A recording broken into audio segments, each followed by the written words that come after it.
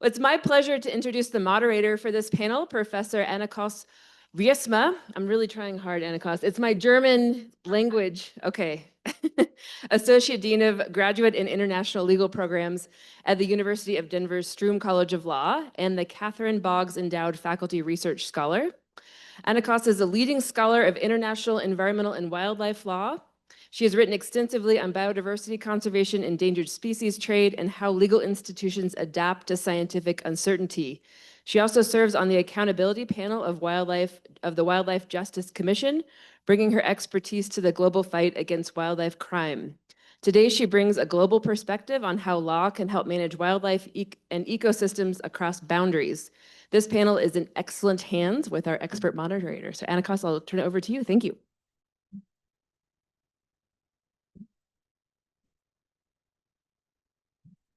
Thank you very much, Temple. And I just want to thank Temple, of course, again, and to Jay and to John and the Haupt School for organizing this incredible event. And thanks also to all of you who have traveled and taken time out of your important work to come together to learn and to share. It's really the epitome of this panel's title, Transboundary Collaboration. I'm honored to introduce this panel this morning. I'm going to defer to all the experts here on the panel. We know that ecosystems and wildlife cross boundaries, of course, and we're reminded again of this morning by Arthur and Oscar, and all of you know this. Different landowners, different sovereign nations, different governmental authority, and my own work in international wildlife law is premised on this, right? But when we acknowledge this, what we don't often name is what we also know deeply, and it drives our work. The wildlife are not the only ones that cross boundaries. Humans, cultural and spiritual values, threats, human need, trade, and financial flows. None of these are fixed. They change over space, scale, and time. And every time there seems to be a boundary, albeit abstract, albeit one that we have come up with, right, in our minds sometimes or in law, we have an opportunity. We can turn it into a fence, as Oscar so aptly described it this morning, a barrier to doing the work that has to be done for conservation. So solutions require concerted effort to find connection, to collaborate, and to cooperate. And that in turn, of course, requires listening, learning, humility. Solutions require connection across disciplines and across those spaces to push past the fences, even if we don't want the elephants always to push past the fences or the wolves. On this panel, then, we'll be hearing from experts about the ways that they have worked to do just that, the things that they've learned along the way, the lessons that they want to share, and the challenges, the difficulties as well in that work. So it'll be a fantastic panel. We're going to start with Camilla Sandström. Camilla is a leading scholar. She's on the faculty at the Umeå, I mispronounced it, I know, University in Sweden. She's a leading scholar in climate and environmental policy with a focus on the governance of natural resources, such as forests, wildlife, water, and nature conservation. Her research explores governance models that build trust between authorities and citizens. She's to strengthen the legitimacy of political decisions and foster collaborative approaches to policy and management. She's a member of the IUCN Species Survival Commission, Human Wildlife Conflict and Coexistence Specialist Group. Thank you.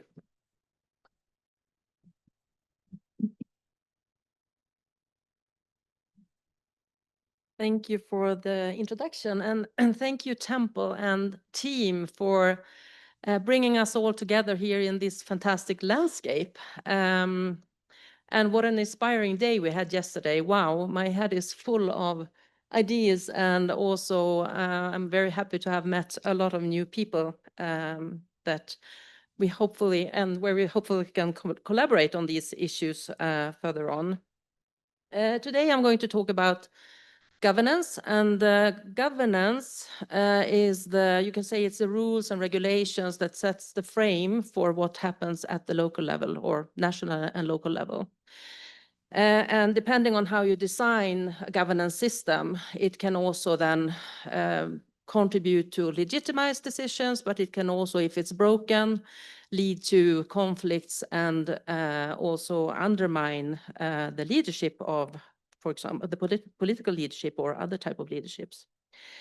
And I'm also going to share a little bit from an ongoing project. You heard a little bit about it yesterday, the COCO project, Co-Creating Coexistence, that is gathering 12 countries in the European Union to work towards a pathway of common understanding and sustainability in wider landscapes, in the management of wider landscapes. But I would like to start to share a little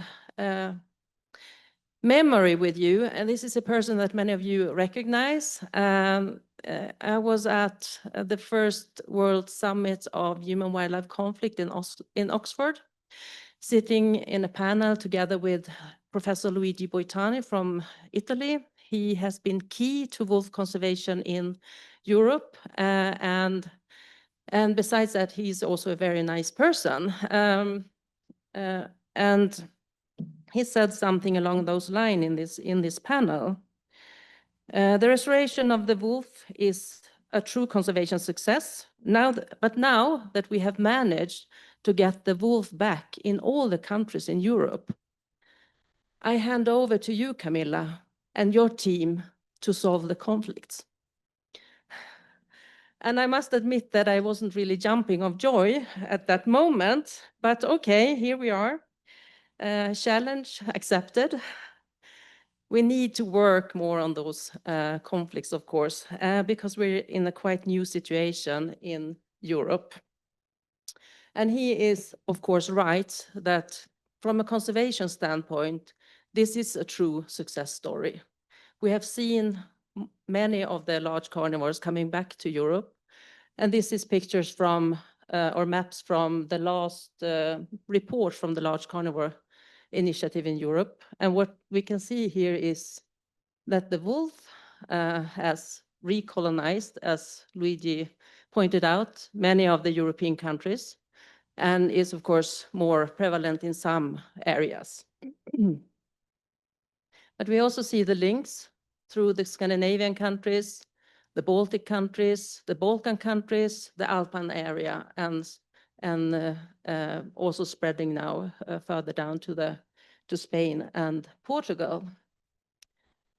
The brown bear is mostly prevalent in the Scandinavian Scandinavian countries and Finland, the Baltic countries, the Balkan areas, or eastern part of Europe, the Balkan areas, and also to some extent then in Spain and Portugal.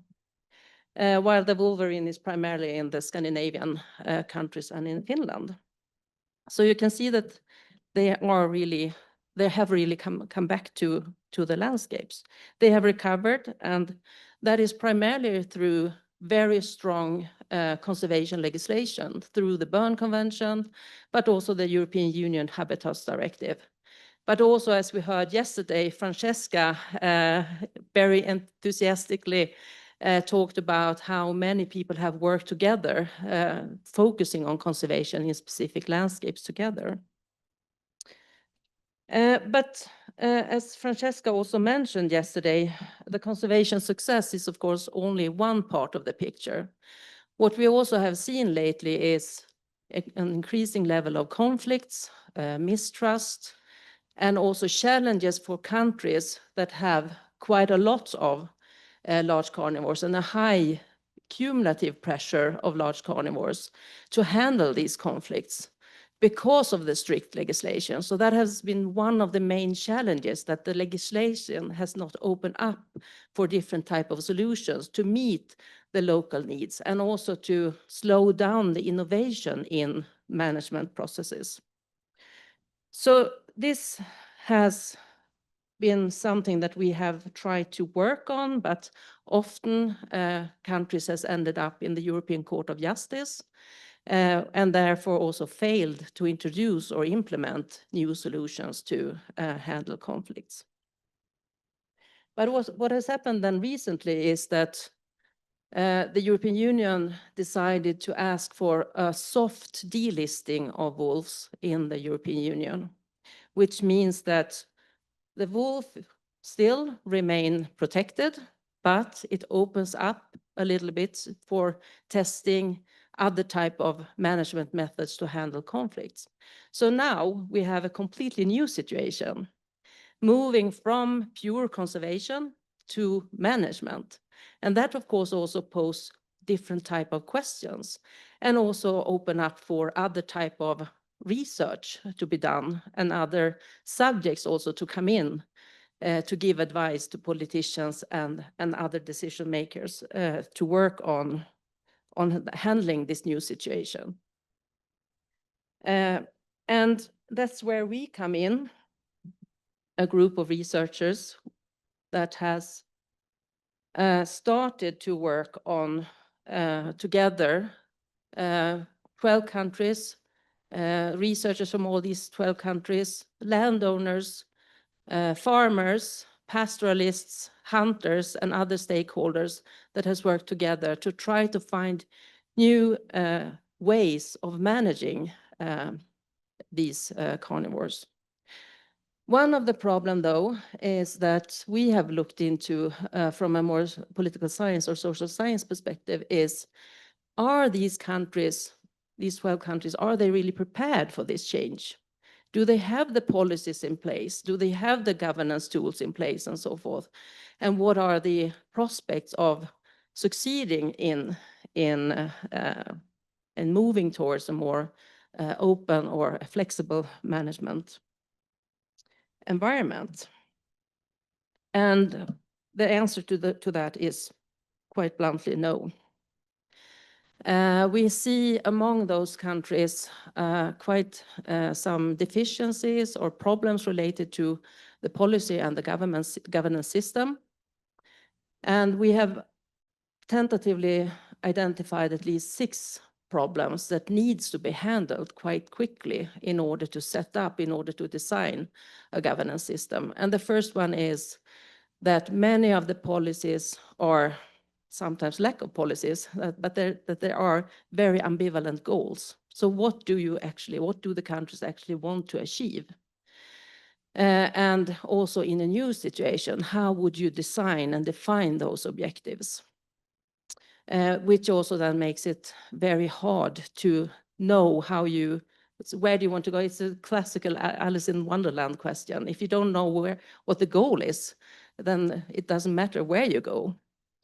So that is something that needs to be worked on, and also how to define those different type of objectives, which is related to also different type of sectors, because that's the second problem, the dispersed power and the fragmentization or sectorization of the management and the management system, which makes it difficult to coordinate between conservation agencies that are specialized, of course, on conservation, but not on management and or for example, livestock or herding and other type of industrial activities in the landscape. While you, on the other hand, have these sectors focusing on agriculture or other type of activities in the landscape with a lack of focus on biodiversity. So that coordination also needs to be strengthened, and that's also where we need better methods and also then policies that actually has that type of ambition. But what we also can see in the policy analysis of these different type of policies that exist already in the countries is that there is a quite strong policy disconnect. So even if countries have policy objectives, they are not directly connected to policy instruments. So we don't really know by measuring or assessing these policy instruments if they will lead to the goal, the policy objective or not. And there's also a lot of policy instruments that are not at all evidence-based.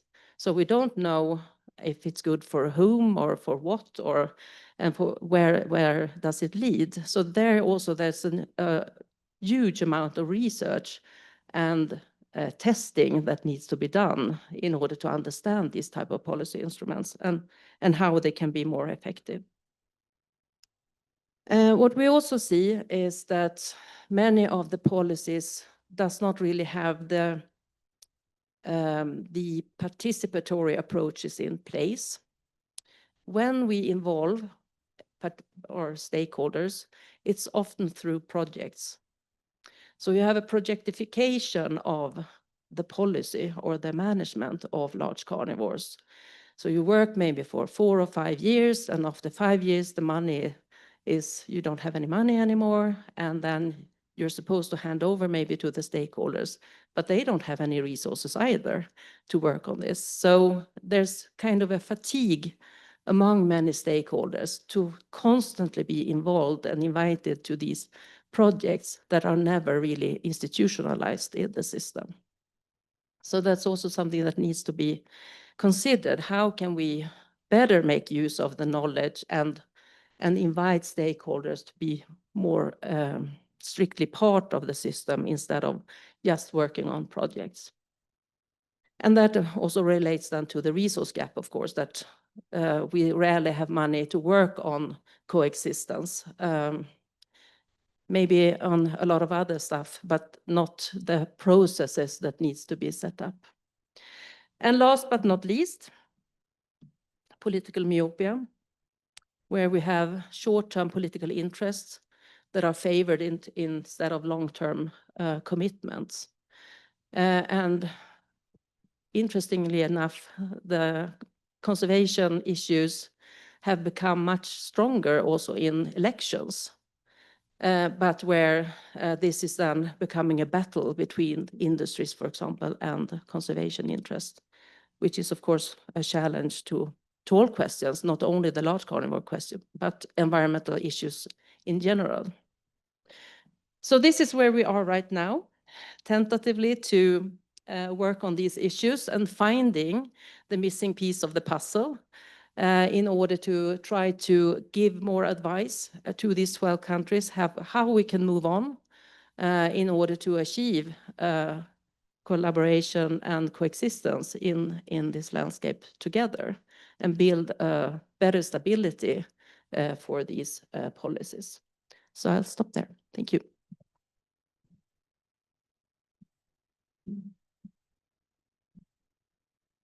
Thank you very much, Camilla.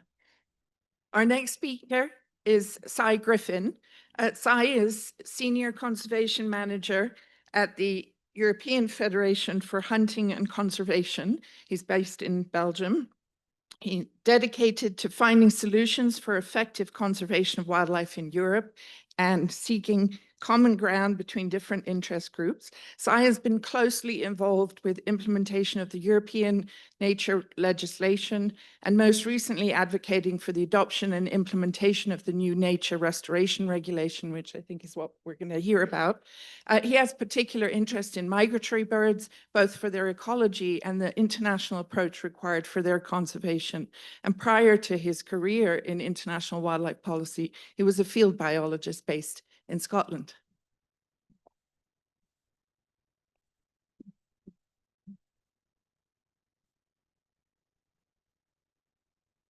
Good morning, everyone. That's a nice introduction. So first of all, thanks for the chance to be here. So thanks to Temple for inviting us. So before, this is the first time for me in the United States. And before, Yellowstone was a kind of fairy tale type thing. So, but really now it's, I've saw the reality and I'm more inspired now and I've seen the reality to be in these buses to go to visit the area with such a great bunch of people. So I can't have wished for a better situation. And particularly last night, we saw the screening of the reintroduction of wolves in Yellowstone.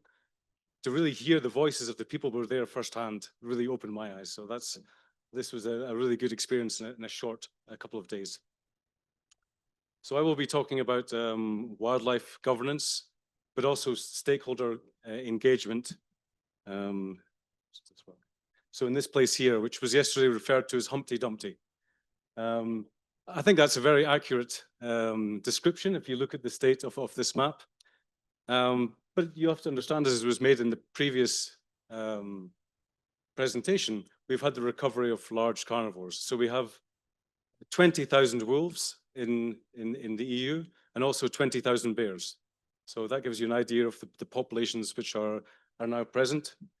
And also in Belgium, which is the very densely populated area here, we have recently at least 2 wolf packs, quite small wolf packs, but they are now present in even the most densely populated areas of Europe.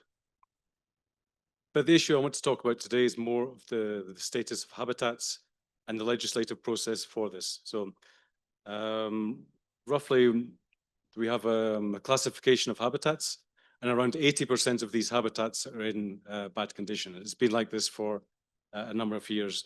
And also the waterways, the rivers are a lot in very poor biological status. So although we have recovery, we need to really now step up action for the underlying habitats.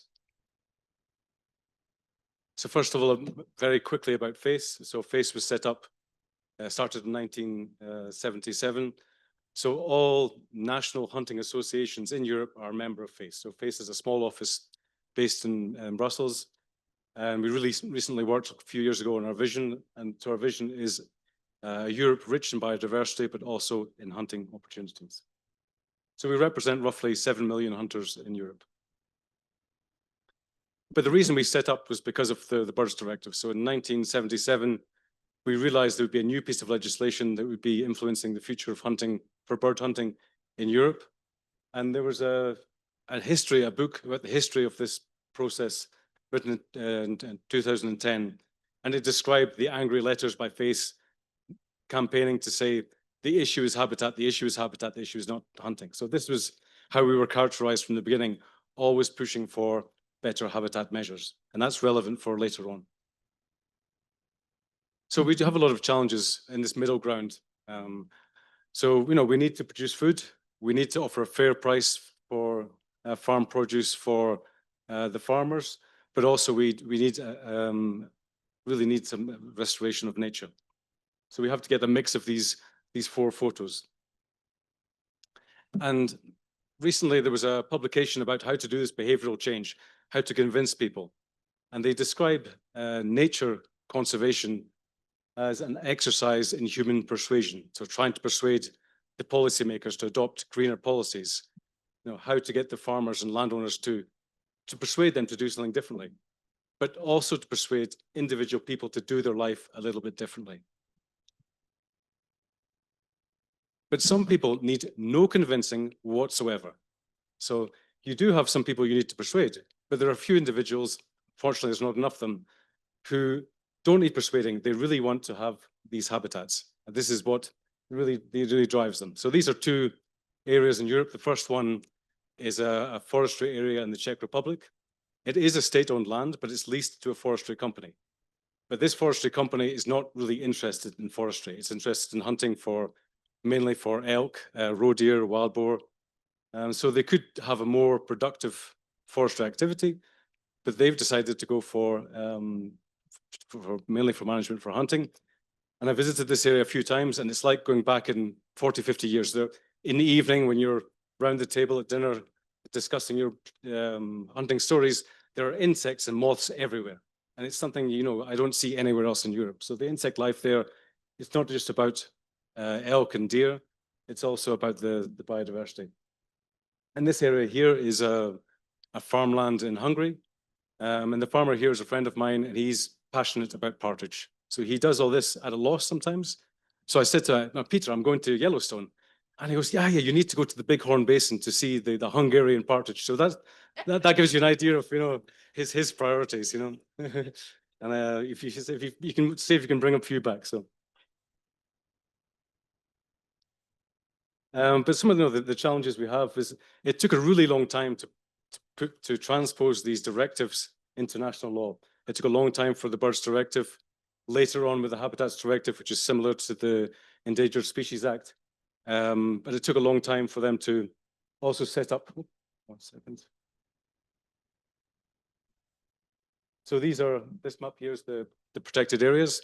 So to set up these protected areas, which are, some of them are national parks, some of them are not, it did take a long time. And of course, there was a division of the camps for conservation. Of course, FACE is more interested in the kind of wildlife conservation management model, and there are other more conventional environmental NGOs who are working more on the species protection enforcement. And I think we do need both. There's not one answer. But something happened was in 2022, they announced the nature restoration law, and I want to tell you a bit about this story. And this was Europe's implementation of the conventions of biological diversity for their global biodiversity networks, the 3030. So we made a lot of progress on reaching the percentage of protected areas for terrestrial, not for marine, but we needed to really step up efforts for the restoration. So we had a bit of a tough time getting this over the line. It was a perfect storm for it to go wrong. So not only we just come out of COVID, so in COVID, we'd not been speaking to each other face by face. We'd all been stuck in our houses, speaking on video calls, and the level of trust was quite low. It also came at a time of just before the European elections. So there's major European elections. And as Camilla was saying, it's really become a restoration has become a bit of a political battleground. So we had this was the second part. And also it was a time for when the farm sector was extremely angry about international trade deals. So they were a bit hesitant for new nature restoration legislation, which gives them a bit of uncertainty for their produce in the future. And that was the problem, but also the text itself. So it's 93 pages long and extremely technical. And I had to close myself in a room for a couple of days to really work out what happened when it was who wrote this and what they were trying to do. But we needed to quickly as possible learn, because we knew there would be a lot of questions about this text. And there's a legislative process, which is a number of steps in the EU, but it passed just every step in the political process. It passed like by 51%, 52%. It just passed by no more until we got to the very last vote, and we knew that it would not have a majority to pass the law. But at the very last moment, the environment minister from Austria, Leonor Gwessler, what was described as went rogue and voted in favor for the law. So then it passed. So everyone opened the champagne who was on the one side. There was a lot of grumbling, but she didn't really go rogue. She was being extremely altruistic, and she did it because she knew that the public will for this was very high. So there were some surveys that 80% of people really wanted this law, but it was being shot down at the level of political in Brussels. So all the king's horses and all the king's men were doing as hard as they could to really stop the law. But it just took one woman who made a very strategic move and won the day. So I think it's thanks to her. She's a real hero. And it makes me think about the film we watched last night. But it also, FACE had a very small role. I don't want to beat our drum. She was the real hero, but we also had to take how much time? Okay.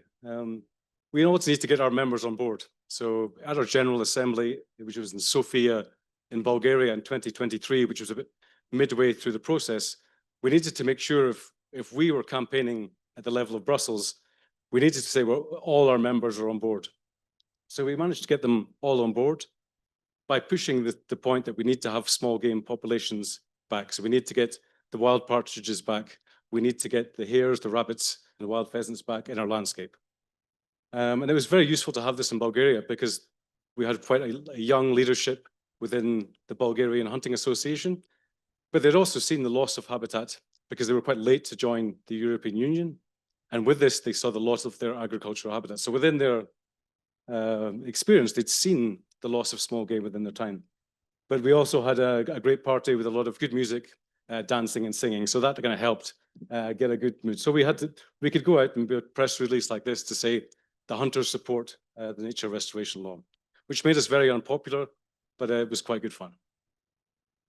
So we even tried a bit of campaigning to make sure that we are seen to be representative. So when we were going forward, we need to say, seriously, we represent a large number of people. We didn't get a huge amount, but this is us in front of the European Parliament. And we even persuaded our Polish member to dress up as a partridge. And we could hand over to this signature to the Ministry of Environment. And I think that's what we need to see. We need to be with the COCO survey. So FACE is also part of the COCO project. And we will be interviewing 1,000 hunters. Someone else will be interviewing 1,000 landowners, and other partners will be doing field work for 1,000 farmers dealing with livestock. So when we go to a meeting room, we can say, okay, you're the angry extremes, but we've spoken to the silent majority and we've actually know what they're talking about. So because we've gone out to make the effort to do it. So I think that's what we need to do, is to really find out what the silent majority need. And it takes a bit of effort, so then we can bring back their voices to the decision makers. So that's the end. We've got a lot of work to do. A lot of the people who are complaining are now being quite constructive in drafting the national restoration plans, which we've got about a year to do, and try to get them adopted. So that's the slides. I'm happy to take any questions either now or you can grab me during lunch. Thank you very much.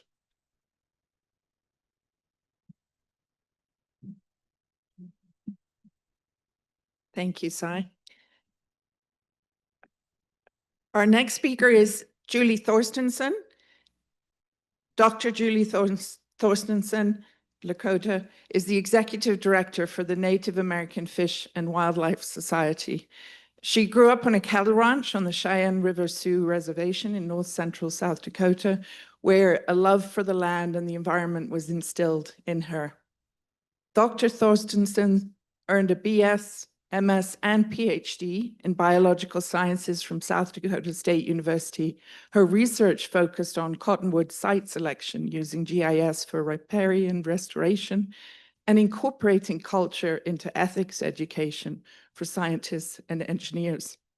Dr. Thorstensen has worked in Indian country her entire career in various positions, including wildlife habitat biologist and health department CEO for her tribe. And she currently lives on the Cheyenne River Sioux Reservation in South Dakota with her husband and 3 children.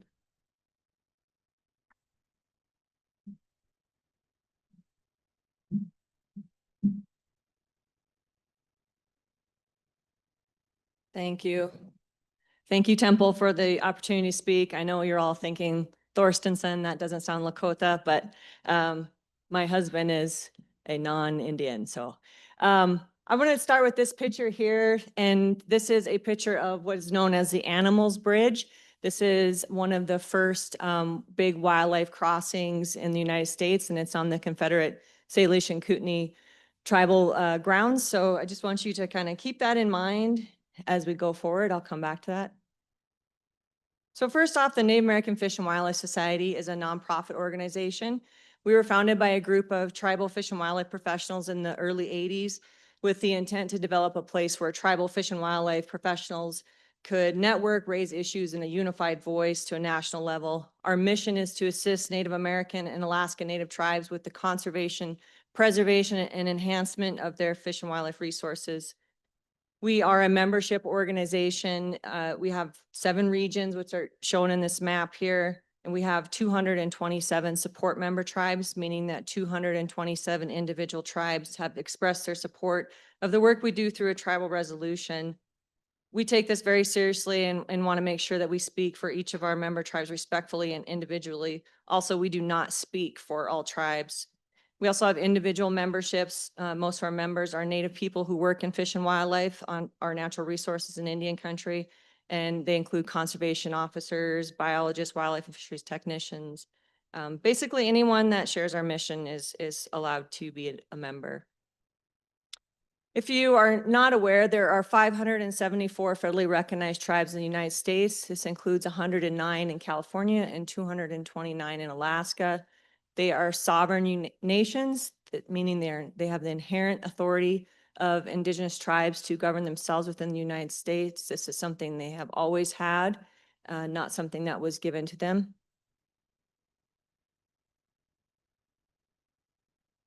Their tribes own or influence the management of nearly 140 million acres in the United States. This includes more than 730,000 acres of lakes and reservoirs, 10,000 miles of streams and rivers, and 18 million acres of forests. These lands and waters provide habitat for fish and wildlife, including more than 500 species listed as threatened or endangered. It's important to recognize that each tribe is individual. There's a saying, if you've worked with one tribe, you know one tribe.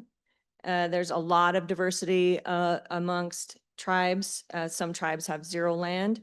Many of the California tribes have very small land ownership. Then there are tribes in the Great Plains and the Southwest with millions of acres. My reservation on the Cheyenne River Sioux Nation, which is depicted in this map, is 2.8 million acres, with about half of that being tribal, and the largest land base is the Navajo Nation, around 17 million acres. And as Wes mentioned yesterday, many of our reservations are considered what they call checkerboarded. In this, see if I can do the pointer. In this map, all of the white lands are considered they're deeded lands owned privately by individuals. All the gray lands are under tribal jurisdiction, and all of the jurisdiction is like an hour-long presentation, which I'm not going to get into. But basically, the lands were taken from tribes. The government declared them excess, and through various acts. They were opened up, and homesteaders and lands are sold out and placed in deeded status. So this also adds a very complex layer when you're managing tribal or fish and wildlife. There's also lots of different land statuses. You can have lands that are owned by the tribe collectively, owned individually by tribal members, deeded land, which means they're tax lands. Lands owned by the tribe typically are exempt from taxes. And then we also have longevity of our programs. Some programs within the fish and wildlife are something that's been going on for decades, and some are new. We still have tribes that are being federally recognized. And so as they step up and winning court cases like McGirt in Oklahoma, which reestablished that the eastern half of Oklahoma is reservation. So then you have tribes that are starting their own management programs through fish and wildlife. And the programs are also complex. One of our smallest tribal fish and wildlife programs is a conservation officer who is in the law enforcement and enforces the hunting fishing code. And then we have programs that are large and have lots of people. Staffing looks different, and then also the authorities and jurisdiction is different, given there are 367 treaties and multiple executive orders and court decisions that impact tribal fish and wildlife. One of the main issues in Indian country is tribal fish and wildlife program funding. So there are these funds called Pittman-Robertson, Dingell-Johnson funds that help fund most of the states. They are excise taxes. So anytime you buy a gun or bullet or fishing rod, you're taxed on it. And those taxes are put into a larger pool that's then divvied out to the state based on population and land base. Tribes are exempt from those, or not exempt, they're excluded. Tribal citizens do pay those taxes, but the funding does not come back to tribes. Other funding that we rely on is Public Law 93-638, which is Indian Self-Determination and Education Assistance Act. This gave the tribes authority to contract services that were promised or provided by the federal government through treaties and executive orders. We can contract those services. And but unfortunately, this law was signed in 1975, and the funding levels have not really went up at all. There's also tribal wildlife grants. We consider those inequitable because there's a state wildlife grant. States are eligible for formula based on the population and size. And again, when I say based on population and size, that also includes tribal population and tribal lands. They are eligible also for competitive grants up to $1 million, whereas tribes are eligible for about 10% of the same amount of funding, and it's $200,000. Tribes also supplement their funding based on hunting and fishing license revenue. That depends on, what the tribe's position on it is on that, what their resources are. And some tribes are able to supplement their incomes with casino or land leases, but again, that's not every tribe. And we rely heavily on grants as well. Ooh, I better hustle up here. Some of the challenges that tribes face are lack of capacity. If you have a limited funding, that leads to lack of capacity. Also, getting natural resources to the top of a tribal priority list. We are systemically underfunded in every facet. So when our tribal leaders go to DC to meet with congressional, they're forced to also deal with infrastructure, health, all the human related issues too. So sometimes it's hard to get the fish and wildlife to the top. State and tribal relations, those very depending upon the state and tribe. I live in a state where our governor was banned from all 9 reservations, so not a real happy relationship there. And then also contradicting management goals. Sometimes tribes are trying to manage the species for subsistence, so they're trying to raise the population. States may be managing based on depredation, so they're trying to decrease the populations. And then connecting with the right person is sometimes difficult. And, you know, is there a benefit for the tribe? Some opportunities for engagement is data. I've found, especially in this position, that tribes have large longitudinal data sets. We were on a call one day and the tribal fish and wildlife professional says, oh yeah, I have 40 years of big game migration data.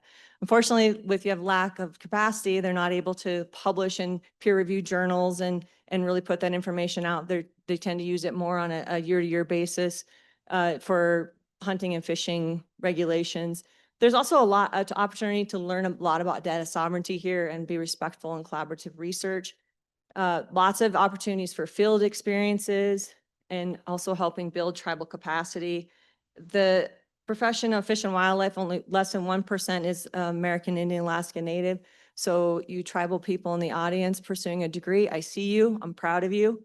And also, you know, we really want to increase that number. The idea is to have, ideal situation would be to have tribal citizens working for their tribes in these positions. Considerations to moving forward when you're dealing with or working with tribes is historical context. You want to understand what the tribal wildlife relationships were pre-colonization, and then understanding that traditional ecological knowledge or indigenous knowledge is valid science. I get asked a lot to explain it, and it's been summed up best by one of my board members from Alaska who said, science is science. And then being respectful that it's up to the tribe to share what they feel is pertinent. Some things are culturally sensitive. We're not going to share them outside of our tribal citizen. Treaties are the supreme law of the land, and the United States has over almost 370 treaties with tribal entities in the United States. And then understanding the funding mechanism and inequities that exist. And getting back to also learning from each other, I forgot to mention that. Is, you know, understanding the different ways, like the picture of the CSKTs, they viewed the road as a visitor to their lands, so that it impacted how they did everything. They also had very sensitive cultural areas that were near the road that they wanted to protect, but didn't want to share exactly what it was and where it was. And so they used the wildlife as a way to protect those, because they also coincided with the wildlife migration and movements. Some of those cultural sites were there. So instead of like pointing out this is a very sensitive cultural area for us, they did some of the crossings based on that. And I have to put this slide up or my staff get mad. And please follow us on all social media. And I'm sorry, Montana, except for TikTok. Thank you. Wopila.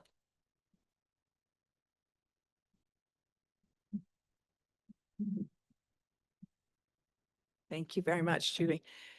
Our next speaker is Katie Duell. Katie is a Senior Director of Conservation at the Center for Large Landscape Conservation, which she joined in 2022. She's working across diverse programs to ensure that strategies are strategic. That was my mistake, not her text. Effective, inclusive, connected, and supported. She's been a leader in biodiversity and large landscape conservation, nature-based education, and building sustainable circular economies, as well as working extensively as a facilitator and mediator in complex systems. At the center of her work is a passion for systems thinking, cold water, and empowering people. She lives with her family in Missoula, enjoys time outside in most any form.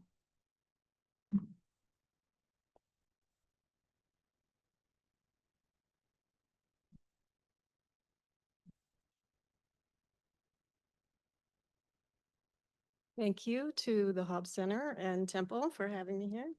And thank you for that introduction.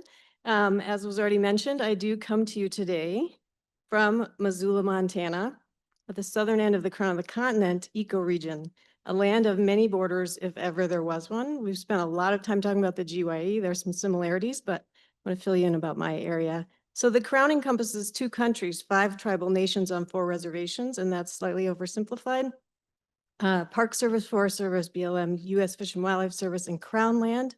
2 provinces, 2 states, federal interstate and secondary roads, state, provincial, and county roads and parks, a biosphere reserve, an international water compact, and of course, significant areas of private land and a rapidly growing population. The region contains the world's first peace park and the world's only buffalo treaty, a commitment to restore the buffalo and renew cultural, spiritual, and ecological relationships that they hold. This living treaty was endorsed initially by 8 indigenous nations in 2014 on the Blackfeet Reservation and now has over 70 signatories. So despite, or might I suggest, because of the relationships and interconnectedness in these boundaries, the Crown landscape still has a remarkable degree of ecological integrity, as communities have come together across social, political, and cultural boundaries in service of a shared vision of a healthy, resilient landscape. And at CLLC, Center for Large Landscape Conservation, that's what we do. Our vision is a connected, resilient world where nature and people thrive. And we use science, policy, and practice to advance ecological connectivity and build that connected world. And while I'm sure everyone in this room has a sense of what connectivity means, I've posted the IUCN Convention on Migratory Species, inspiring and precise definition with its emphasis on unimpeded movement, connection of habitats, and flow of natural processes. So, along with many great thinkers on connectivity conservation around the world, CLC has led the IUCN Connectivity Conservation Specialist Group to produce a somewhat technical document called the Guidelines for Conserving Connectivity Through Ecological Networks and Corridors. And we have summarized that here non-technically in a more visual and multi-stepped roadmap to achieve durable, functional ecological networks that are internationally recognized, governed by and within the local community, and are adaptively managed. So next, I'm going to take you far from the Rocky Mountain West and to 2 absolutely critical biodiverse landscapes in Africa, and also 2 very specific spots on this roadmap, stops 1, 2, and 3, shared vision, assessments, mapping, modeling, and prioritizing. So, welcome to Kafue National Park, Zambia's oldest and largest park that contains within its borders diverse habitats, including Mopani and evergreen woodlands, savanna grasslands, and riverine forest, swamps, and seasonal flooding that recedes to water holes in the dry season, all of which support incredibly rich biodiversity, including the largest assortment of antelope on the African continent. Now, cutting through the heart of Kafue is the M9, Red Line, a major highway and a hauling route from the Zambian capital to the Western province and beyond. This is the equivalent of an interstate highway running through Yellowstone Park. And it represents a true conservation commerce borderland. With the fairly recent upgrade of the road and significantly increasing traffic volumes, wildlife vehicle collisions have begun to noticeably increase, including the loss of 11 wild dogs in 2022. So CLC completed an assessment, step 1, in partnership with the Zambia Carnivore Program to investigate and provide recommendations to protect the ecological, economic, and cultural value of Kafue National Park and the surrounding areas, and to develop transferable protocols and recommendations for road impact mitigation across Africa. Right. So the unique part of the methodology that we used here is we leveraged existing data on habitats and wildlife movement data that the park had been collecting. There is someone in this room who actually collected some of that. And then in partnership with ZCP, we undertook a systematic regular surveys along the road. This is Luxon Banda of Copperbelt University doing his road surveys in which we counted roadkill and noted live sightings. The team also trained local employees and citizens on the SMART app and collected citizen science in that way as well. Right, so we collected all this data, we overlaid it, and then we ID'd these hotspots that you see mapped. The squiggly lines are actually represent the M9, and so the dot along the line shows where something nefarious was happening.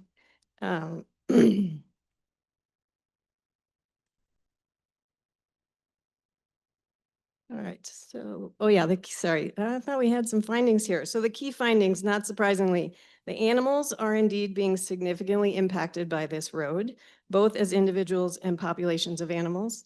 In fact, 58 species, that doesn't count the number of each species, were killed during the year of the study. And finally, and most interestingly, the highest levels of road kills were by water sources. So that's the Kafui River and its tributaries, and also natural and artificial water holes. And then using those findings, we came up with some main recommendations with our partners, CCP, Copperbelt University Park, and other local groups. All right, so the most immediate recommendation is around speed reduction. So combining movable or permanent speed humps with shoulder impediments to stop people from going around the speed humps. Enforcement of speed limits with patrols, traps, and clear signage to support compliance. Our midterm recommendations are about minimizing wildlife attractions, especially artificial water sources that were created with the construction of the road.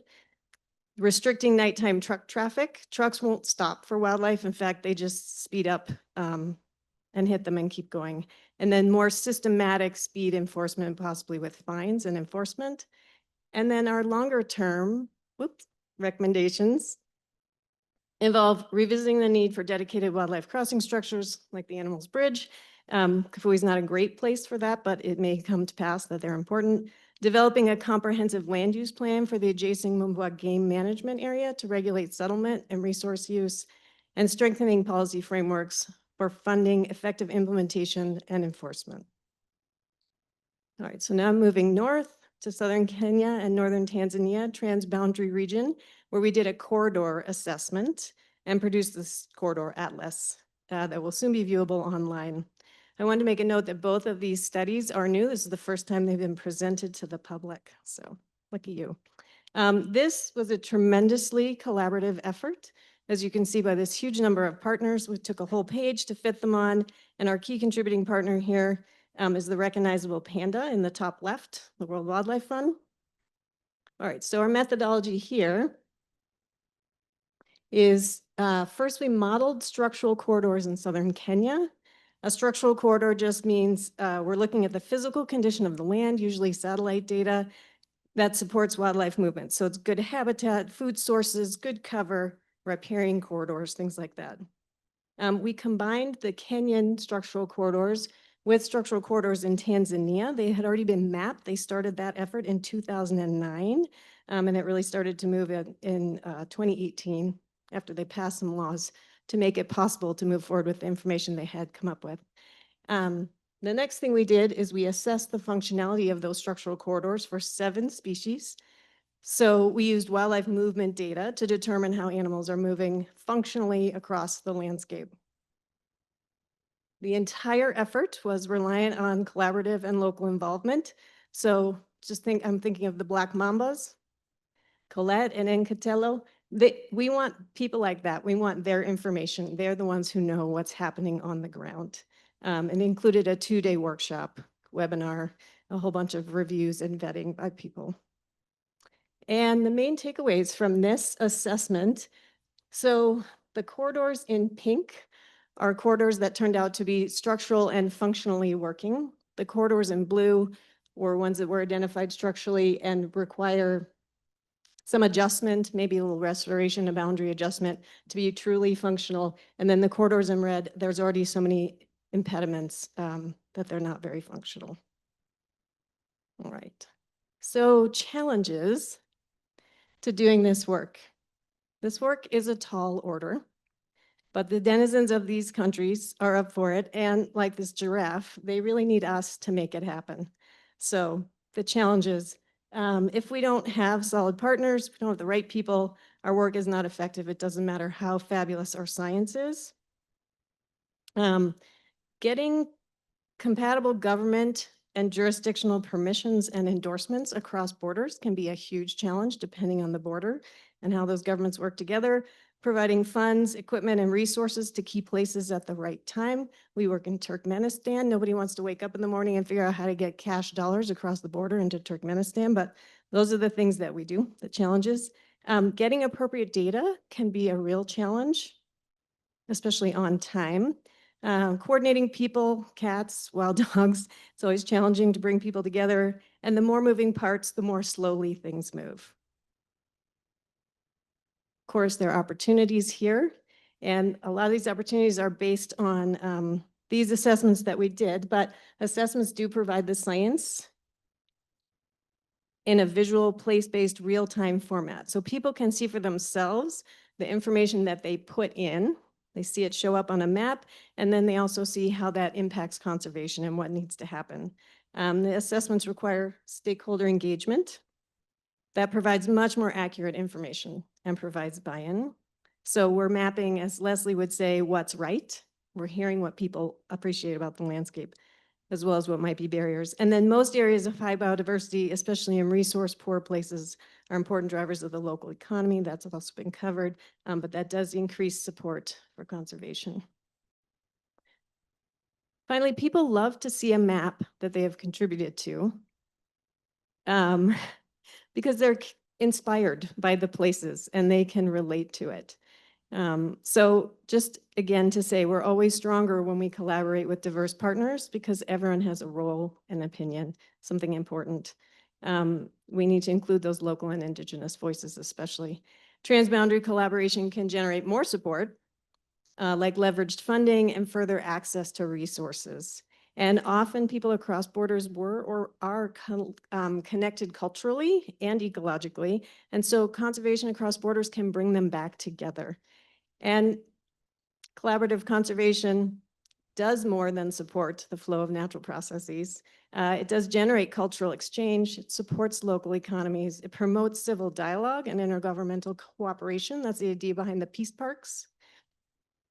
And it just makes a stronger final result with bigger impact. So the final reflection that I have is that we really need to do nature conservation at the scale of nature. Right. And that is the end. I did want to close with this African proverb. If you want to go quickly, go alone. If you want to go far, go together. So thank you for listening. Yeah. The QR code there is for the Kafui summary of the Kafui report, if anyone wants to pull that up.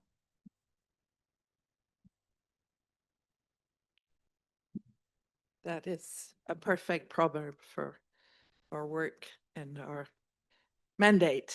Our next speaker is Dashpurev Serendelek. He is the director of Hoste National Park of Mongolia, known for its reintroduction program of the last remaining wild horse species, the Przewalski's horse. I hope I got all of those right. He's worked there since 2000, beginning by following in the footsteps of his father, Dr. Serendelek, who was one of the founders of the Przewalski's horse reintroduction program in Mongolia. And Dashpurev began at the Hoste National Park as a translator, and after several promotions is now the director as of 2015. Hoste has become one of the main tourist destinations in Mongolia. It runs all of its activities with its own income resources, mostly from tourist activity, and run without the direct involvement of the state. It stands as an example that shows that NGOs can manage national parks, in this case, thanks to a Mongolian NGO and a Dutch NGO that have collaborated over 30 years to support the reintroduction and conservation of this horse. Today, there are over 350 Przewalski's horses freely roaming in Hoste National Park. And I, for one, now want to go there.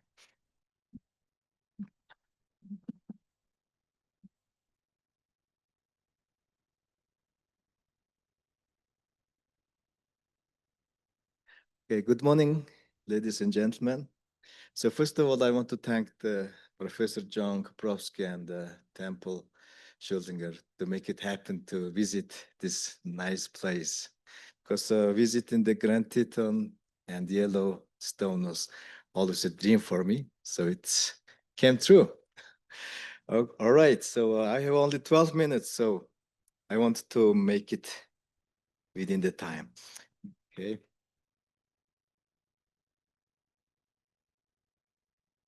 So first, I just want to give you the brief idea about Mongolian special protected areas. There are more than 120 places under state protection. So we have 4 different categories on it. So pointer is, oops, I did something wrong.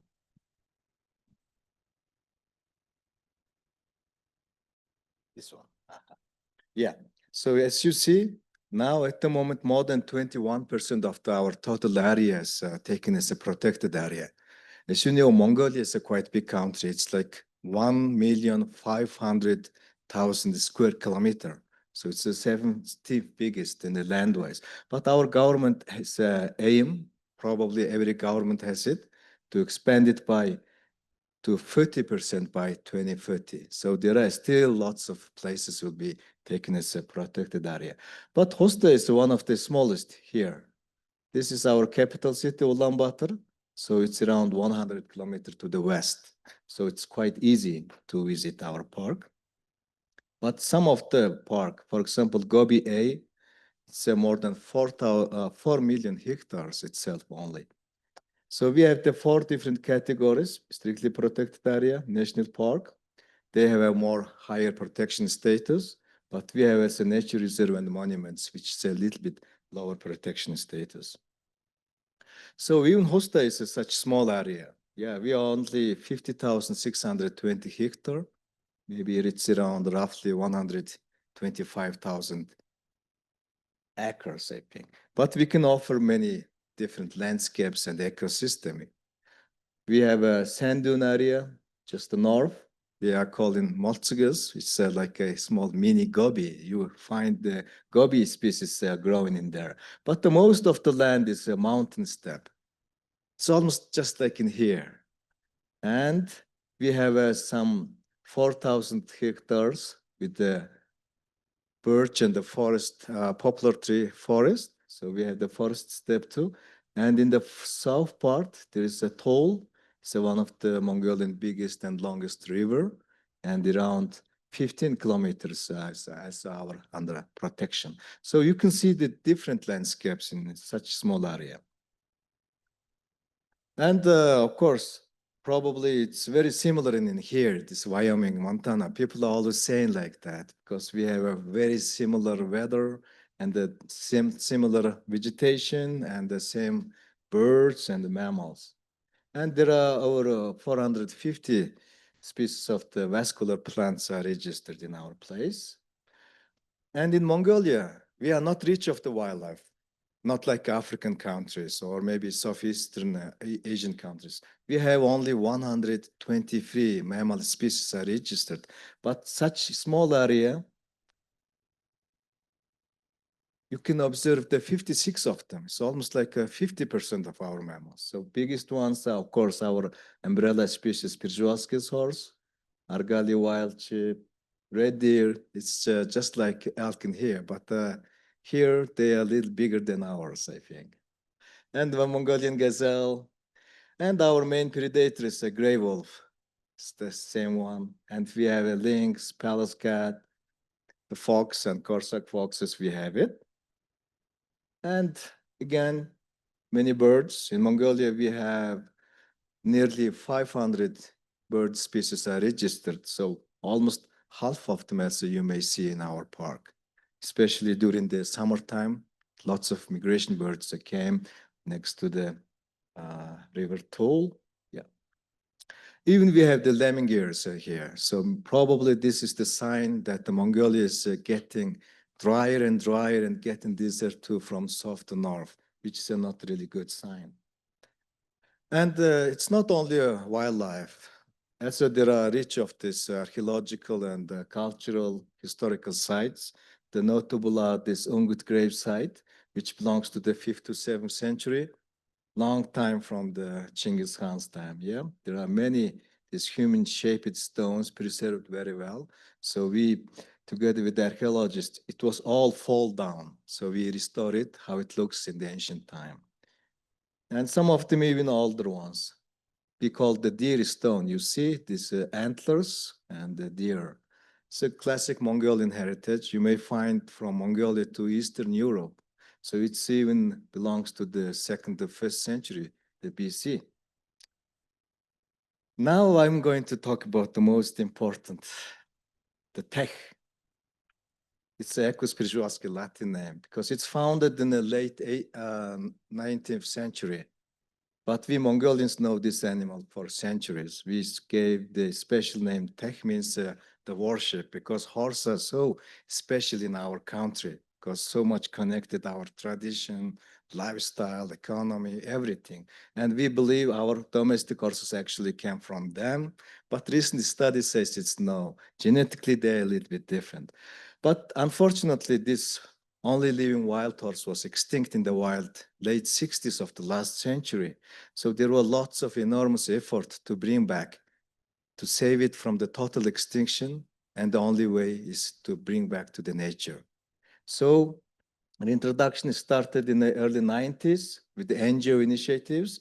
And we brought first 15 horses in Hosta and Oro area, and total 84 with the 5 transport between these years. We brought them. Now, at the moment, we have little more than 360. So this is the largest Przewalski horse population in one area in the world. So which is our proud things. So they live in as a harem system, just like domestic horses. There is a leading stallion, and depends on how strong and intelligent he can have up to 7 mares.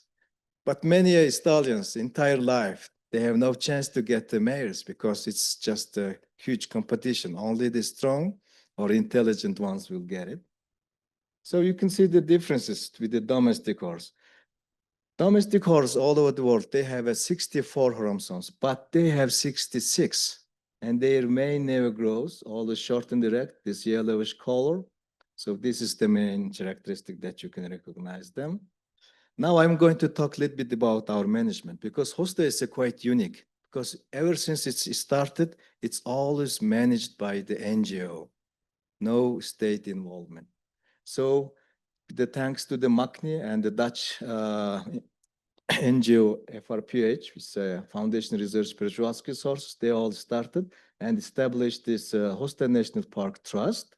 So we are doing all the work with, not from the state budget, but mostly thanks to the Dutch government subsidized that implemented a few projects to establish infrastructure, transport, training up to 2012. And since that time, we are running with our own income. So these are our 5 main activities, of course, and we have 45 full-time staff. So over the years, what was the main, the results? It's of course, the 40 families moved out of the tourism area and core area out of it. So that means there is no constant grazing of the livestock, which means overgrazing is decreased and increase of the wildlife is every year. And even we had the new species immigrated because we didn't bring them. It's just happened naturally. Maybe it's a sign that good management and protection. So marmot and red deer numbers are really increasing.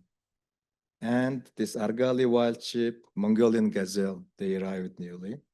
So here you can see the big herd of the Mongolian gazelle and gray wolf, very sustainable number, probably around 40 individuals we have inside.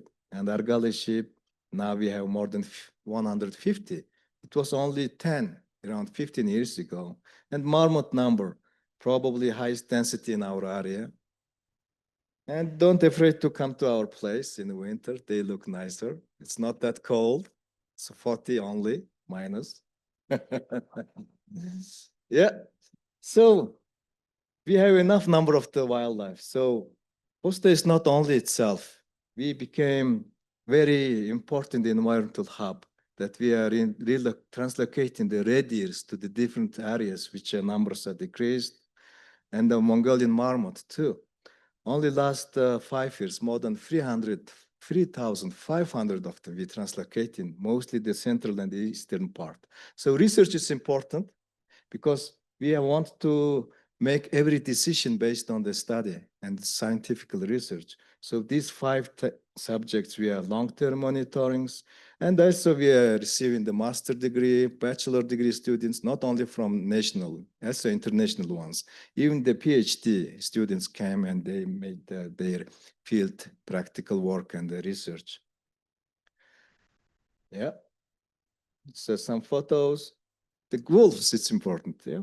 We captured 14 wolves actually over the years, but they are easily pouched. But this year we again captured 3 of them and colored recently, and hopefully they will not pouch it soon, because it is one of the animals that can be pouched easily. So maybe you're wondering how we are financing. So this tourist camp is a part of our NGO, that's our administration. So it's open all year round. So mostly we are running and earning the income through the entrance fees and the accommodation income through this. So over the years, the number of the tourists keep increasing, but you know, there was a big blip during the COVID-19. It was so difficult times. Now I'm just talking about a little bit about the local peoples. So we are trying to help them to have a new income generation enterprises, agriculture, like community-based tourism, all these things. And I brought some of this cheese here. Maybe you may taste it after during the break, tea break. So we have the problems, overgrazing and the poaching mostly, because I talk all the nice things, but we have the problems too. Lots of illegal red and deer hunters are coming, but I'm very proud how you using in here, but we cannot use it because of the law. As undisciplined tourists, we have many. Off-road driving, camping illegally, like those things. So these are our future prospects. We have to do much more. Okay, time is running out. Thank you.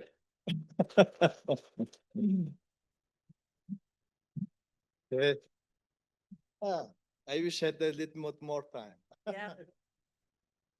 You will still be here all day, right? People can find you. So last but not least, of course, our last speaker, Craig Spencer. After working as a department head in local government structures in Western Cape Province for a decade and initiating the Overstrand Marine Anti-Poaching Initiative to curb poaching, in 2006, Craig started his NGO, Transfrontier Africa, which he's still executive director. It is based in the Associated Private Nature Reserves, APNR, that form a part of the Greater Kruger National Park. When the rhino poaching crisis emerged and APNR became a target, Craig realigned Transfrontier Africa to tackle this challenge, developing a multi-pronged approach to address the problems with research, through research, socioeconomic, technological, and tactical solutions.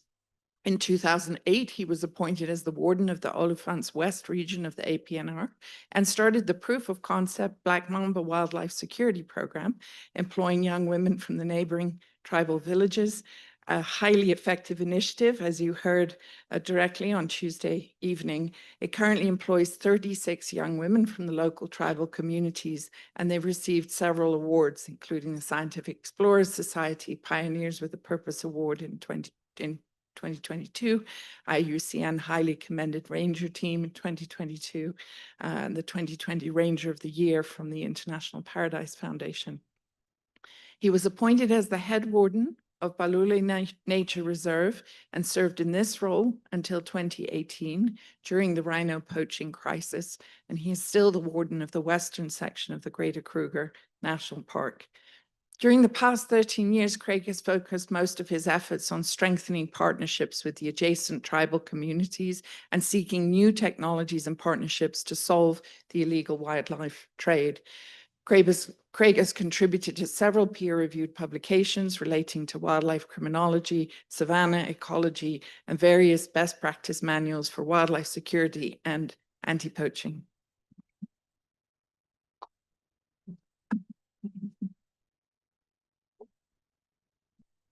Thank you very much. There's not much left to say now after that. All your time. Yeah, thank you. My academic background is in primatology, And I think I would be failing my guild if I didn't say that my favorite primatologist of all time passed yesterday, Dr. Jane Goodall. And my first thought was that the world of conservation, the global conservation movement, has lost a big part of its moral compass, okay? Because she kept us always considering, what would Jane say? Would she approve of this? You know, she was like the Mahatma Gandhi of conservation. Anyway, she left a fantastic legacy, 91 years old. These are pretty good innings. John, what you wrote on your Facebook feed, I do stalk you, is exactly how I feel. But anyway, let's move swiftly along. We haven't got much time. I think my bio took up half the time. Click it. Okay, so there's no point in going any deeper into this, except that that's my favorite thing at the moment. My little buggerlugs, I miss him tremendously. It's the tools of the trade, okay? Dogs have become a critical part of the tools in our toolbox for various reasons. And yeah, that's the uniform we used to have to wear, Oscar. Luckily, we can get away with much less. Now, when Oscar was speaking earlier, he was giving you a national perspective of the protected area policy frameworks and so on. I'm going to focus down onto a component of that, a small portion of that, and just give you some insights into the management practices and the issues that we have to deal with. So there's a lot of policy in place, there's a lot of strategy in place, and the keepers of the code are critical. And then as you go down the trophic pyramid, down to the bottom feeders like myself, we are the implementing agents of those policies. So you've seen that. So let's take Olifants West Nature Reserve, where we are based now. On the western boundary of the Greater Kruger National Park. I think I better speak a bit faster. This is quite intimidating. There's a clock and it's going, I don't know, is that my body clock? Or is that how much time we've got left? It's 11 minutes. Oh my goodness. So have a look at this. This is the western boundary fence over here. You can see the strange shape of the protected area. And of significance, this is a screenshot from the ops room. You'll recognize this, Colette. I can see Colette sitting here. This is a screenshot from the operations room where we track all the assets on the landscape, including the lodges and any risk and what have you. But look at that concentration of lodge vehicles, all right, in that small area over there. There are 14 commercial lodges that access that landscape. Now, I say to you, Kruger National Park is a sacred, all-holy landscape of happiness where the giraffes pee cologne.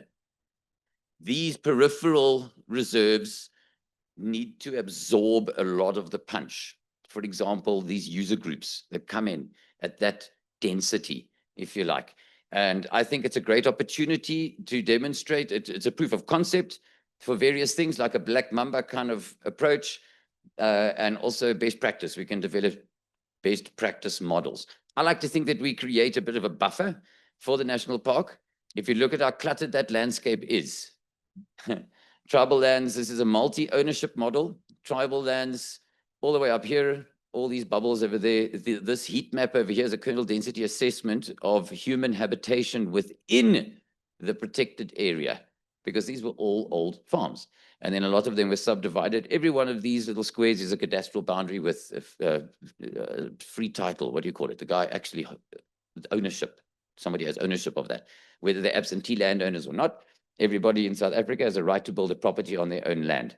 So you can see these nodes of development. Look at this ribbon development along the Olifants River here. Look at that cluster over there. If you took that region over there on its own, it couldn't stand alone as a protected area because it's a cluttered wildlife estate. But if you put it into context with a much bigger landscape, it's kind of watered down, and then it makes sense. But would we want this model inside a national park? No, I think not. There's a very interesting calculation I did this morning quickly. If you look at a small farm, the smallest farm on that landscape there is 21 hectares. And then they go all the way up to several thousand hectares. But if you take a 21 hectare farm and a 1,000 hectare farm, the price per hectare is vastly different. For some bizarre reason, a small farm is worth more per hectare than a massive farm. So it's, and then you've got this, you know, the number of title deed holders sitting in that area over there or that area there.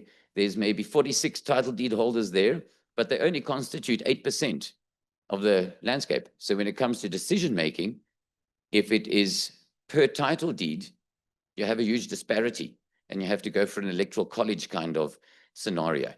If I have a person over there that applies to build the Taj Mahal, and I say no, because it conflicts with the prescriptions in my policy, then they just jump to the next management authority that will allow it. The Catholic wants to get divorced, he becomes a Protestant, then he can. So, you know, so we're always cherry picking where we want to be. I'm both.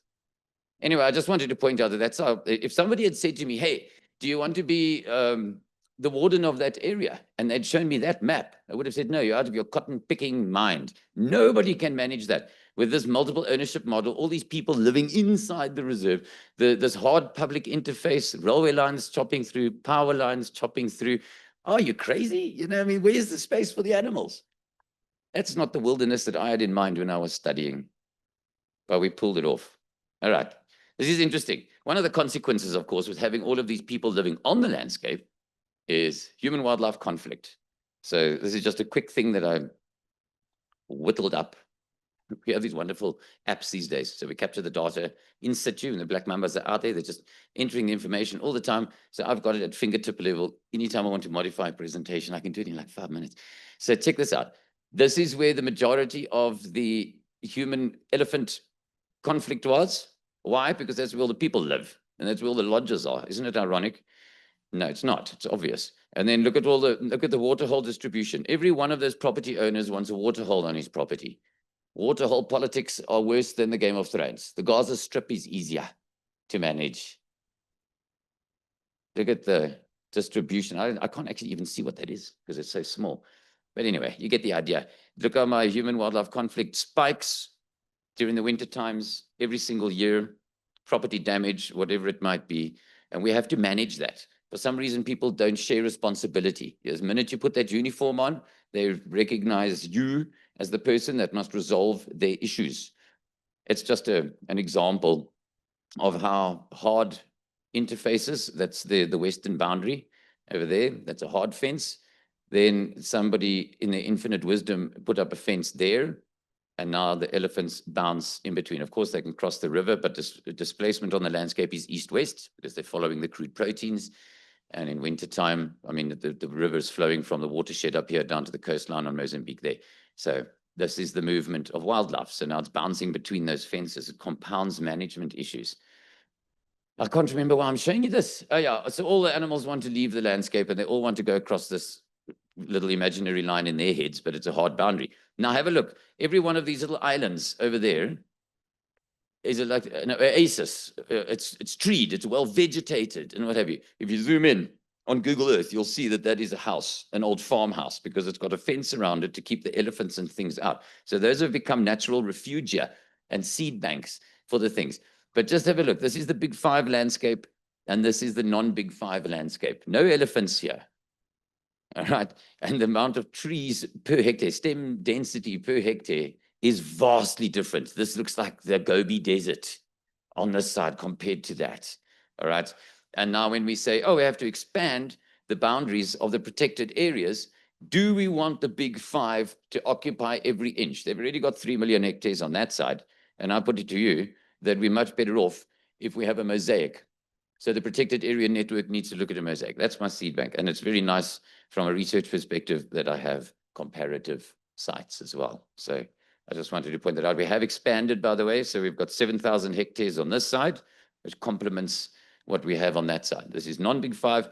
And when you do a game count and you look, oh, where's all my little mesopredators?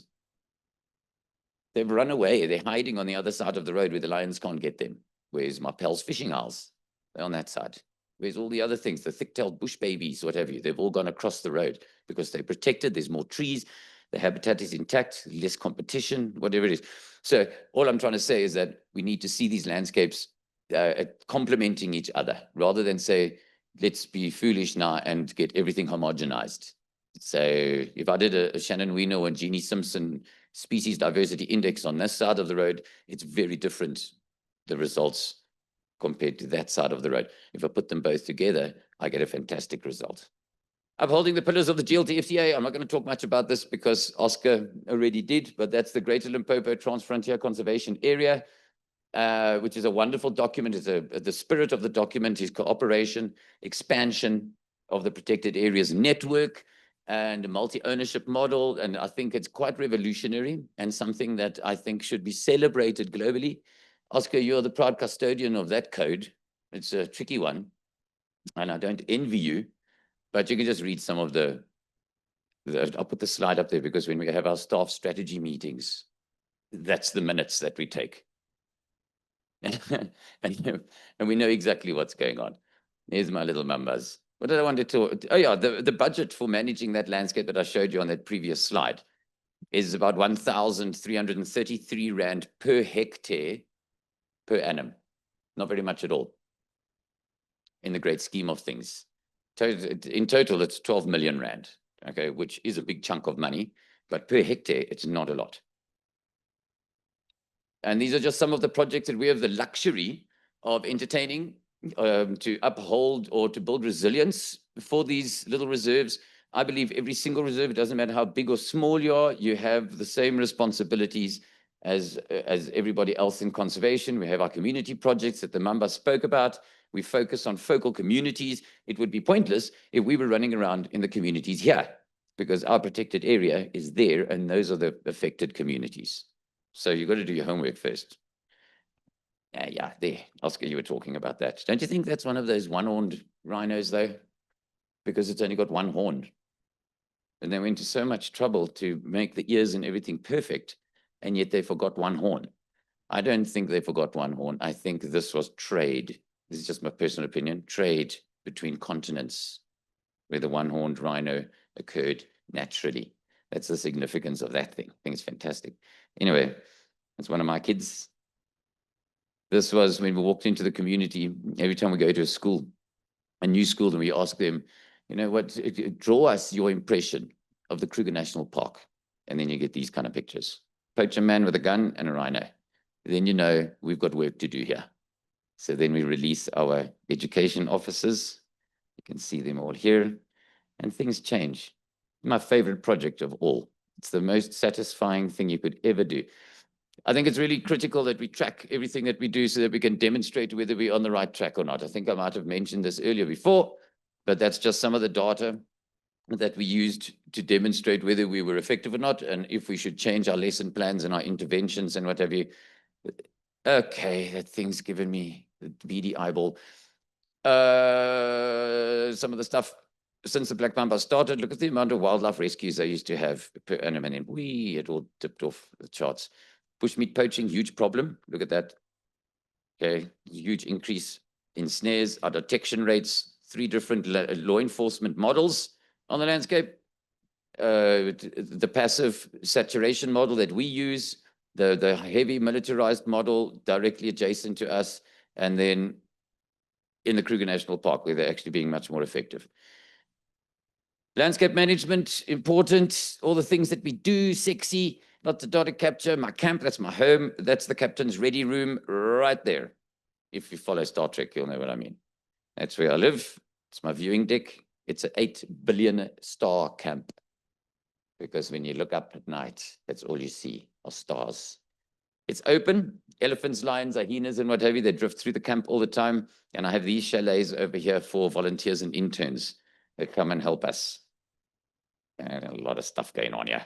Alien vegetation management. Look at here's an interesting thing. So we all run around trying to catch poachers to protect rhinos and what have you. But if we had stopped with the alien invasive plant control or management, right? This is just a snapshot of the data collected in a short space of time on the amount of alien invasive cacti that were treated in a few months. This is an extract from there. It's that period there. Every one of those things will replace itself at least once every year. Eventually, you lose the carrying capacity, the ecological carrying capacity, and the integrity of the landscape. So saving wildlife is not about guns and bullets and cool stuff. It's about getting down there and solving these problems. I'm just going to whiz through this. Research and advisory, very important. And I put this picture of one of the weapons. The Mambas will remember this from our early days when we confiscated this weapon from a poacher.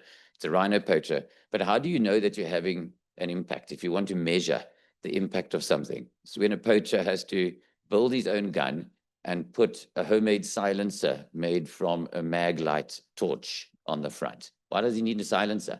Because he doesn't want to be detected. Why would he be worried about being detected if there was no pressure on him? You know, fire, should we or shouldn't we? Yes, we should, because it's fun. So I do. It's Captain Squirrel. My mom wrote me a message whilst I'm sitting here now. She said, "Are you still with Captain Squirrel?" Yeah. I don't even know how she knows that. I did. Thank you. We have the point I'm trying to make with all of these, all extracts from our management plans, from our policy documents and what have you. And although it's a small protected area, it's really a wonderful opportunity for us to develop techniques, proof of concept, best practice, and share that information with people.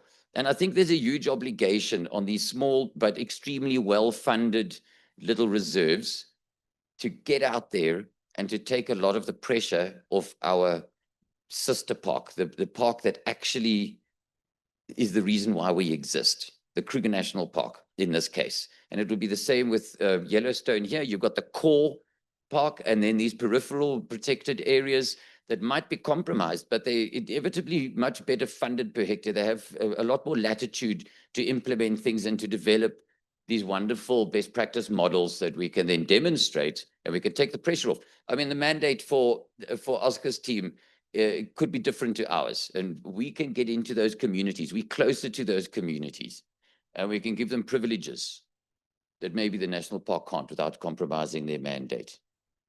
So we have to join hands, is what I'm saying, and we have to share in the responsibilities for protecting the bigger land. I'm not going to bore you with any more of this nonsense. That's just my wonderful rhino population, and there's lots of them.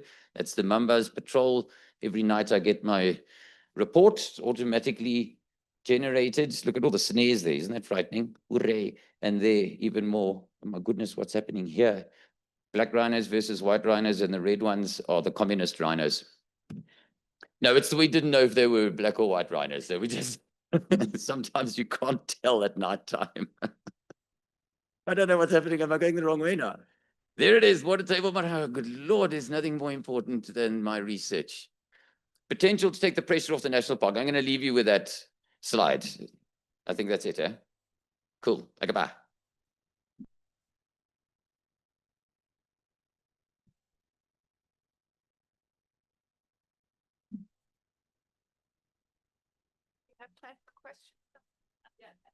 Actually, 15 minutes for questions, and then I think we might try and. Yes, we'll try and break for lunch maybe a little bit early so that we can have time for our lunchtime keynote, but we do have time for questions, so. Okay, wait, you have to talk about, talked about. Yeah, you told me, you scolded me last night. Those are fantastic presentations. So I actually have questions for everybody, but don't have time. Craig, you mentioned the bush babies today and in your presentation 2 days ago. Do you have any examples of what happens to these kids that are exposed to the bush babies and what they do after they graduate? That's my question.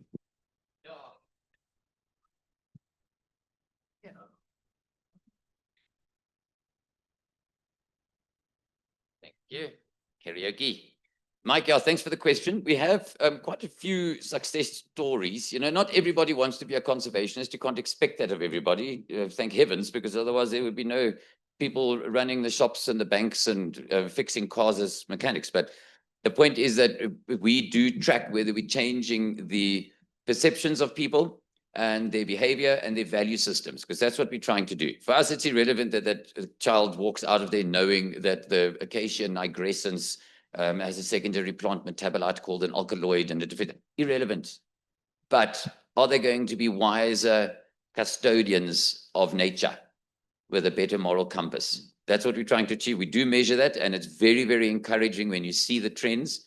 But most importantly is that we have these kids every now and again that they surprise you. And we've had one that won an award for a science project that they put in based on Chris's work. If you remember when he was doing the caching behavior of squirrels for his master's, And then he took her under his wing, and she ended up winning the science prize in South Africa, first provincially, then nationally.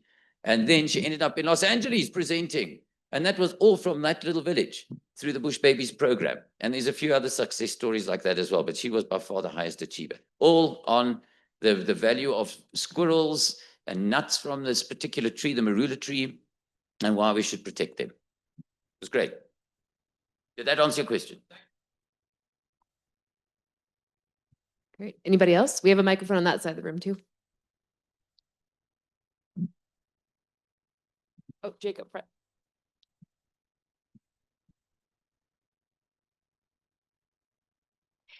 Thank you, and thank you to everyone for lovely presentations.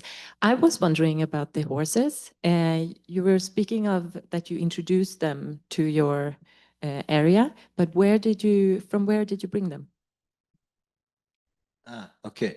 So yeah, the Przewalski's horse was extinct, but before 88 foal was captured and transported to Europe in the early last century. So only 15 was reached alive and only 12 gave them births. So we have a very small gene pools. So the mostly in the European country and North America. So there was a breeding program in the Netherlands. Now still some breeding programs in Czech and Hungary. So we brought mostly our horses from the Netherlands and some from the Ukraine, like that, in Scandinavia. So that was the thing. And another interesting thing is in early 60s, one of the Soviet Union general, the Marshal actually visited, and we Mongolians presented him the one Przewalski's horse mare. Maybe we thought we should send some new genes to there. So that was a +1, 13 bloodlines. So that's it. So another things I have to tell it like that, because one of our successes, we downgraded the Przewalski's horse status 2 times.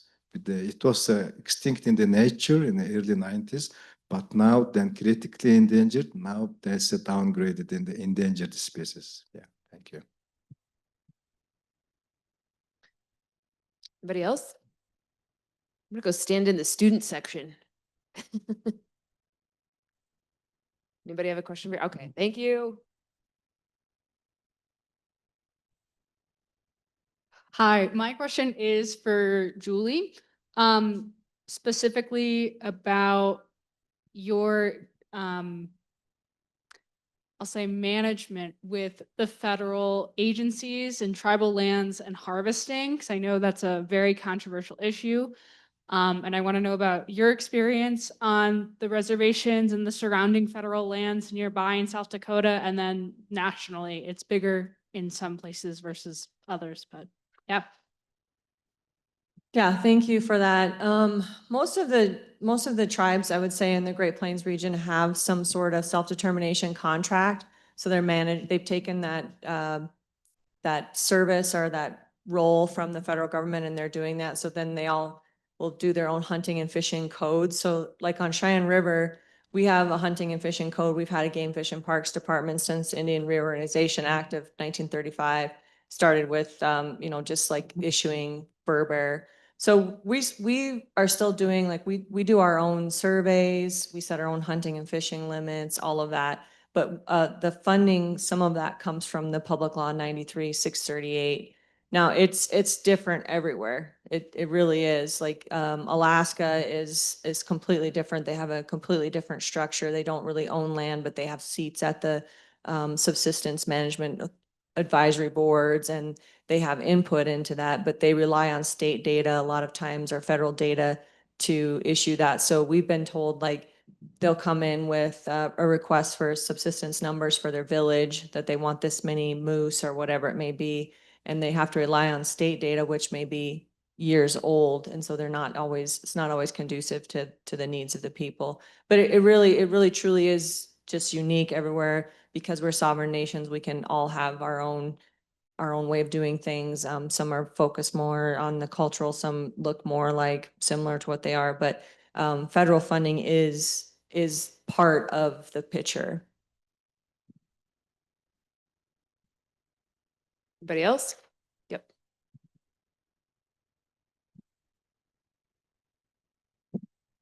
Thank you for all the presentations. I have a question maybe for the two first presenters.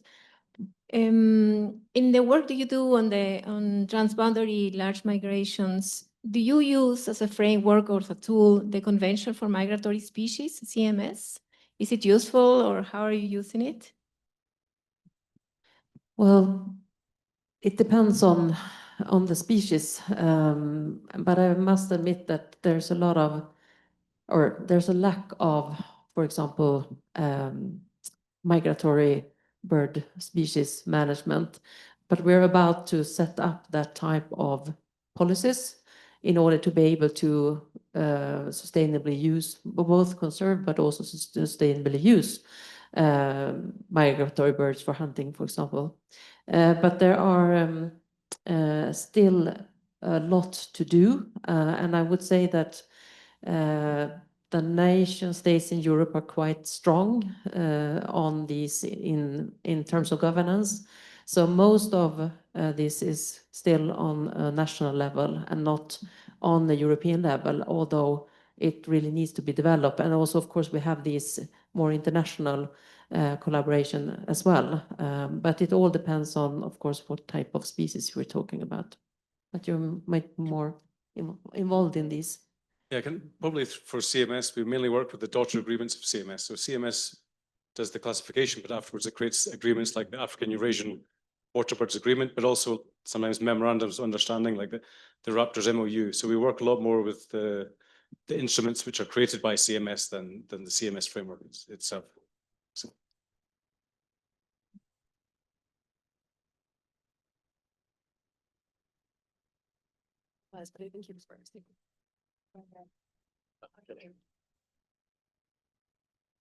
Temple, we have one here in the front as well. So my question is for Dash Parev. I am curious about the Eternal Mongolia program and how that has changed management in Hostai, if it has changed it at all. Thank you. Sorry, what program? It's the Eternal Mongolia program, if you're familiar. I think it includes the 30 by 30, which you had mentioned earlier, but I know that they are also looking at different financing programs and looking into more community-based management. So I was curious if that has changed any of the work that you do at Hostai. Yeah, of course. So the government actually valued our work a lot. Yeah, because it's nice, like there is almost not even $1 came from our taxpayers' money to establish Hostai. It's actually self-built. So that's why the minister says we should give the management rights to the other NGOs who are capable of it. Yeah, because the state is probably sometimes the worst managers. Yeah, we call it, because it's difficult because most of our state-funded the parks are really difficult times because they don't have a sufficient funding and they are understaffed. And for example, one ranger look after sometimes 200,000 hectares. It's impossible. But we have 12 rangers looking after 50,000. So that's why we are managing, because it's very difficult, because we are so close to the Ulaanbaatar and very close to the highway. So it attracts lots of poachers because they know there are lots of wildlife in Hostai. So we have to patrol it. So another thing is now we are going to make a big amendment our law in the special protected area, which is discussed many years. So there will be probably the 5th category that locally managed areas should be as accounted as a state protected areas. So of course we have new programs initiated at Eternal Mongolia. So that will be the one of the tools to finance and the protected areas. So they should write the projects, including the local people's livelihood improvement, like that. It's quite a big money out of it. So hopefully it's still long lasting. So there are these type of things happening in here. Yeah.